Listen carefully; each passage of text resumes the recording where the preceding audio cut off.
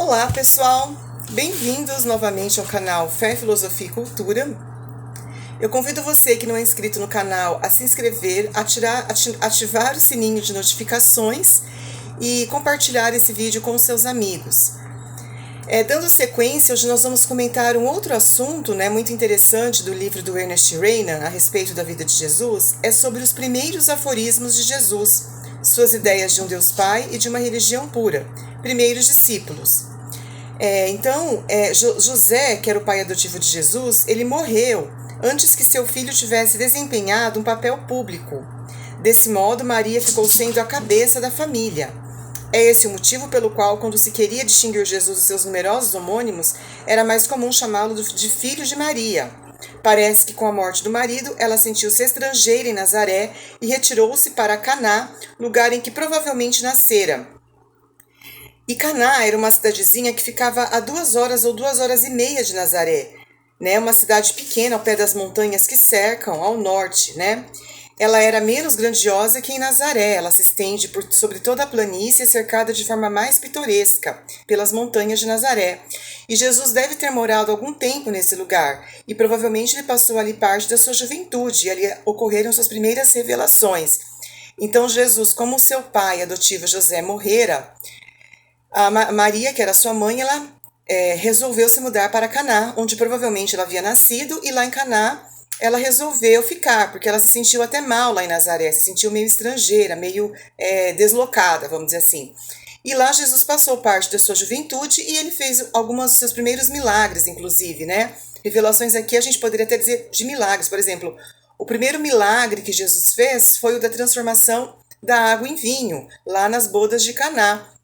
Ele estava no casamento e ele transformou a água em vinho, Um vinho muito gostoso que foi inclusive elogiado pelo dono ali, pela pessoa que estava dando a festa ali, pelo dono da festa.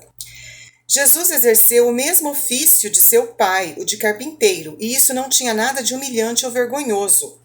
Porque naquela época as pessoas acreditavam o seguinte, era um costume, na verdade, que aquelas pessoas que tinham uma intelectualidade maior, as pessoas mais que tinham dons assim elevados, espirituais, que tinham uma característica intelectual diferenciada dos demais. Essas pessoas elas deveriam também exercer algum ofício. Por exemplo, Jesus, que era uma pessoa intelectual e de uma natureza espiritual muito elevada, ele exerceu o ofício de carpinteiro, E o que acontece?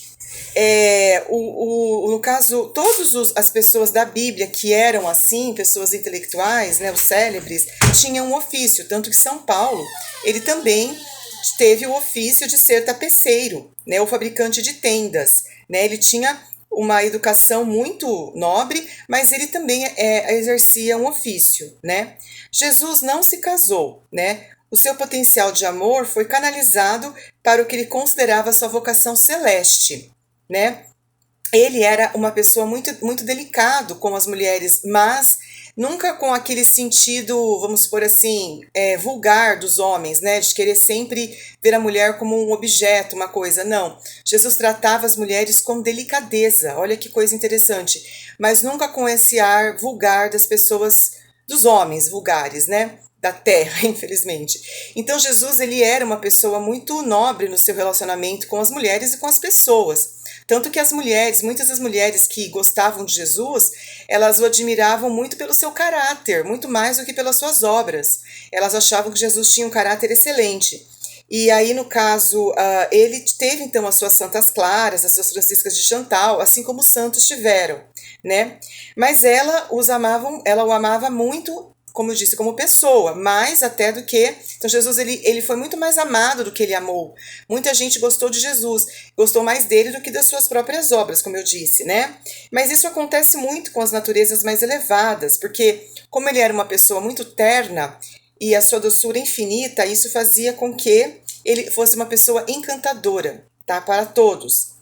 E as suas relações íntimas e livres, de ordem estritamente moral, também se ligava à glória do Pai, mesmo com aquelas mulheres muitas vezes livres, Ele também tinha sempre uma espécie de carisma que cativava todas as pessoas, Mas qual foi a linha de pensamento de Jesus durante esse período obscuro de sua vida? Por quais meditações ele iniciou sua carreira profética? Nós não sabemos, na verdade, né? A sua história chegou até nós sob a forma de narrações esparsas e sem uma exata cronologia. Então, como que Jesus, qual foi o raciocínio que ele adotou, a linha de pensamento, ninguém sabe. Só se sabe que ele era uma pessoa muito inteligente, muito esclarecida ali, e que ele conseguiu conquistar muitas pessoas, mas em que linha de pensamento ele se baseou, ninguém sabe. Bom, pessoal, eu espero que vocês tenham gostado desse vídeo. No próximo nós vamos dar sequência a esse assunto. Muito bem, eu aguardo vocês então no próximo. Até mais e tchau, tchau!